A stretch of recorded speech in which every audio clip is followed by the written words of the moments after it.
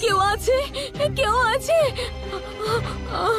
সাহায্য করুন, কেউ আছে? আমার সাহায্য করুন। কি হয়েছে? প্লিজ ডাক্তারকে ডাকুন। এত চিৎকার করছো কেন তুমি?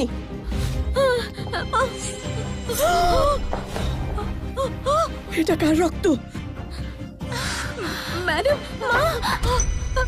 মা মেই ওকে মেরেছে। না, একদম না।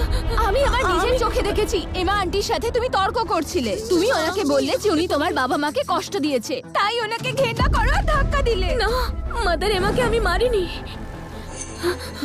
আজকের পর থেকে কেউ আর আমার পরিচয় জানতে পারবে না। ম্যাডাম, আমাকে বিশ্বাস করুন, আমি মাদার এমাকে মারিনি। আপনি এরকম করতে পারেন না। প্রমাণ চোখের সামনে আছে, তা সত্ত্বেও মিথ্যে বলছো। মা, এই মেয়েটা একটা খুনি আমাদের ফ্যামিলিতে। ওর থাকার কোনো অধিকার নেই। ওকে এই খুনের জন্য জেলের ঘানি টানতে হবে। ম্যাডাম, আমাকে বিশ্বাস করুন, আমি মাদার এমাকে মারিনি। আমি তো ইয়ার্ড পরিষ্কার করছিলাম, এখানে এসে দেখি মাদার এমা রক্তাক্ত অবস্থায়।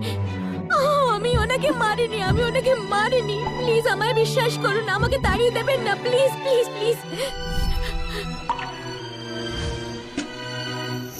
মা, তুমি ওর কথা শোনো না। ওর মনের মধ্যে নিশ্চয়ই কিছু চলছে। ওর লক্ষ্য শুধু এমা আন্টি না। আজও ওনাকে মেরেছে, কাল হয়তো আমায় মারবে, বা হয়তো তোমায়। শোনো, ওকে নিয়ে যাও, পুলিশের হাতে দিয়ে দাও। ম্যাডাম, আমি সাক্ষী দিতে পারি, আমি এই খুন করিনি। আমাকে পুলিশে ধরিয়ে দেবেন না। আমার মা বাবার কি হবে? ম্যাডাম, নিয়ে যাও।